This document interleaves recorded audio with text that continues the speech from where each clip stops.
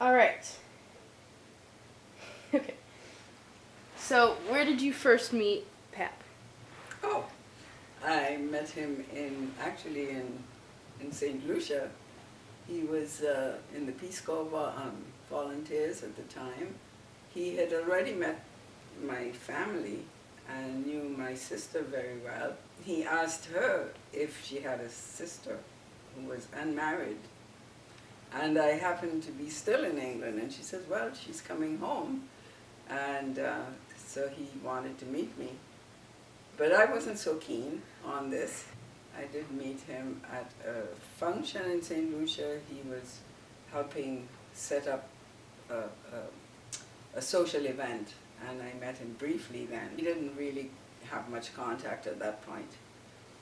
I had to go to Trinidad where I worked, and he came over for carnival there, and I met him again very briefly. So when we did actually meet to have dates and so on was when I had to go back to St. Lucia from my work in Trinidad to take care of my mom, who was terminal. So I had to take a sabbatical from my work, and that gave me time in St. Lucia. And that's when we actually had dates and went out. I asked him when we first went out, what's your last name? And he said Skretvedt, and I said, do you spell it Skretvedt? And he, he was so shocked that somebody could just spell his name. He'd always had problems with it. So yeah, so that's where we met, and that's where we got to know each other a little better. I had to go back to Trinidad because I had to work. And that was at the point when he had to go back to the States. So he came over to Trinidad and visited me before his departure back to the States. We really began to be serious about our relationship. How far in was that? Like, how long have you guys been We seeing each didn't other? know each other very long. I would say a matter of months. And you're already serious? And we were already serious. Oh. But I figured that I was a grown-up, that I had gone away to college, I had met other people, and I knew what I wanted. I still was very hesitant. I thought it would be a good idea for him to go back home and to see if he felt the same way in his own culture. And I too wanted to try and decide what I could do, because that would be a big step. And the biggest thing about that situation was that the civil rights movement was on in the States. There was a lot of riots. There were a lot of riots going on, and the race relations were pretty bad. My father was not at all in favor of me going. He thought Merlin should come back to the West Indies. Instead of you going. Instead of me going. Right. There was a lot to that too. What job would he do? You know, there was a lot to consider. Right. So we corresponded for a year. And what I could say about that is that through correspondence you can learn a lot about the other person. In some ways you can learn more, and because you let all your feelings out on paper, and it's not like a text message. There's a lot more feeling that goes into those letters, which I still have. I don't For know. real? I think they are somewhere around. So, do you remember your first date? Yes, I do. What was it? Well, the first date was supposed to be a beach meeting. Where? At Fiji Beach in St. Lucia. And he was late. I left, and I went with my dad and my sister-in-law, and then he went up to the house, and my mom told him, well, she's already gone.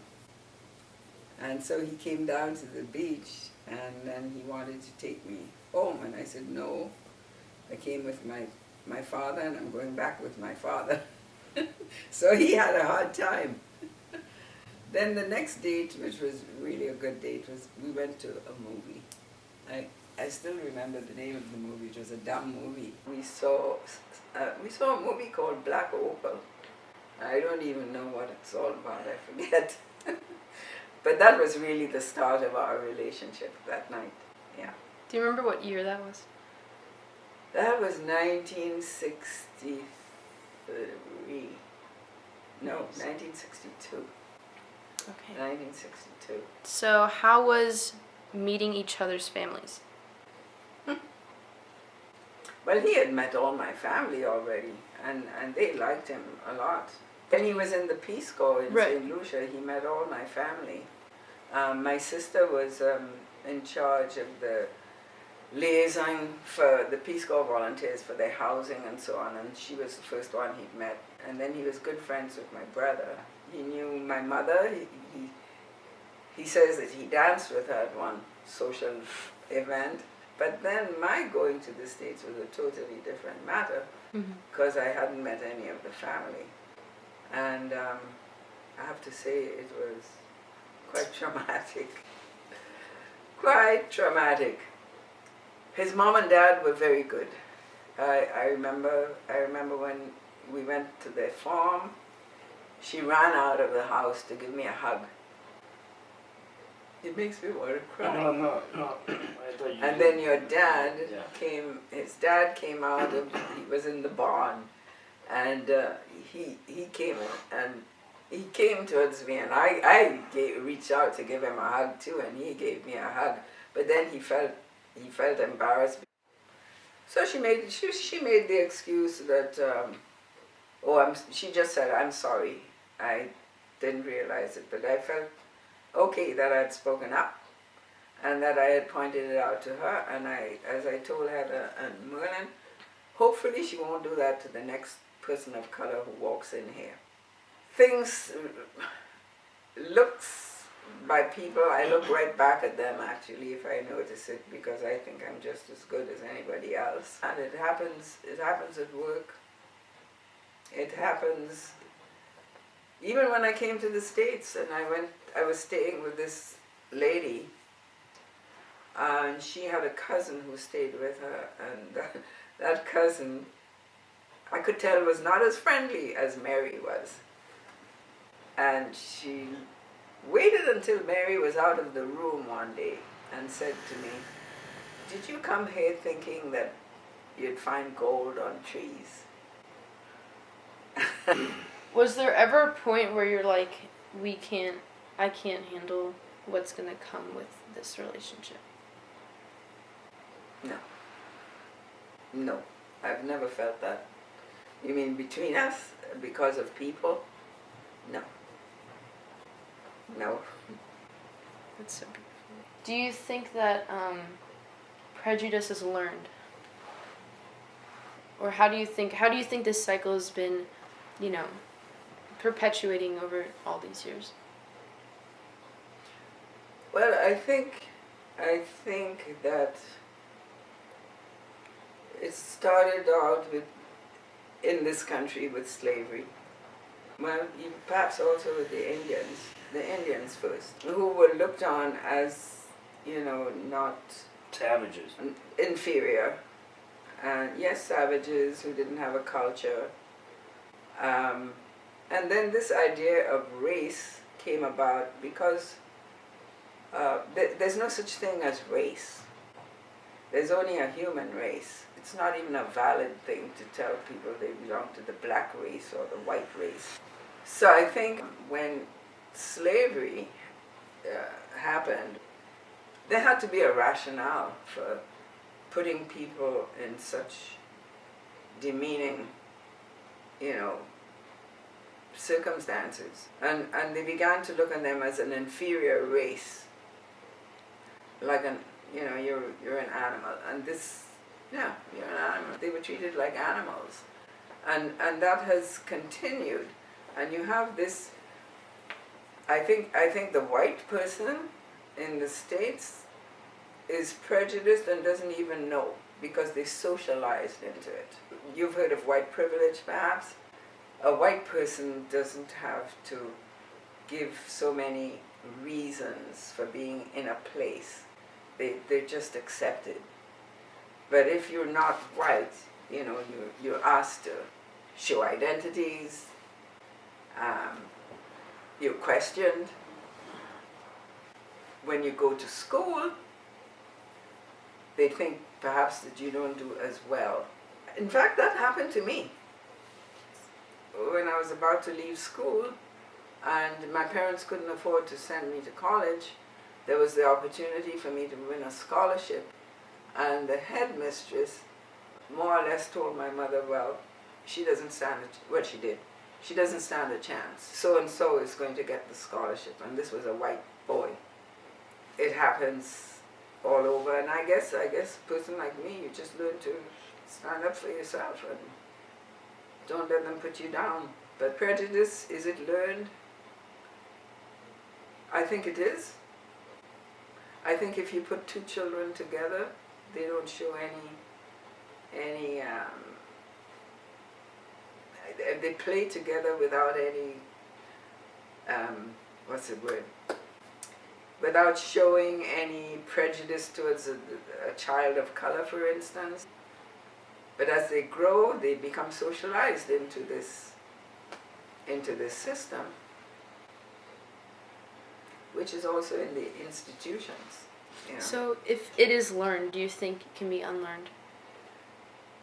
Of course it's Well, prejudice in itself, I don't know if it can be unlearned, in that we all have prejudices.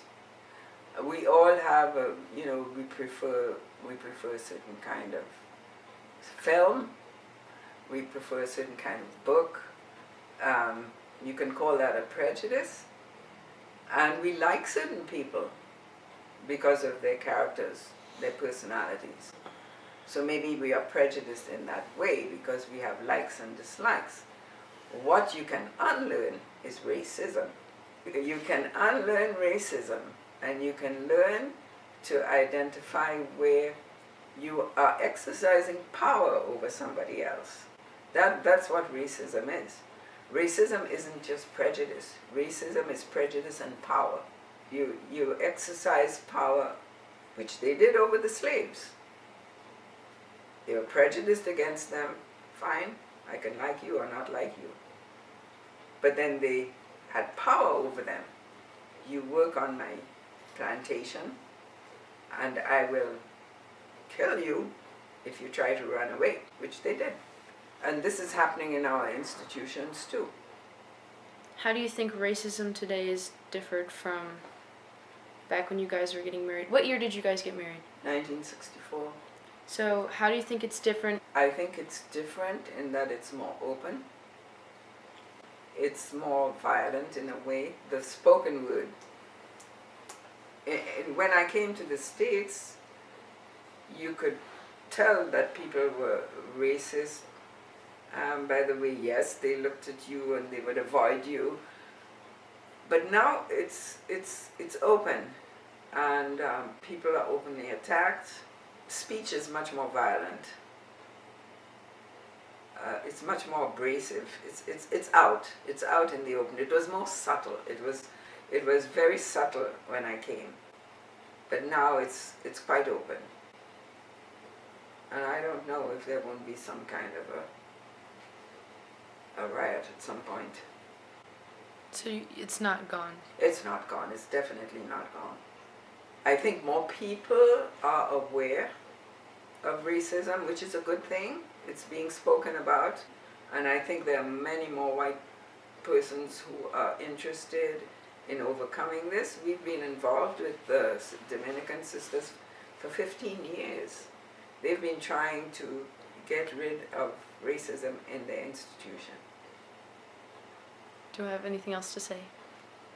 I have hope for the future as people become more interested in learning and getting involved.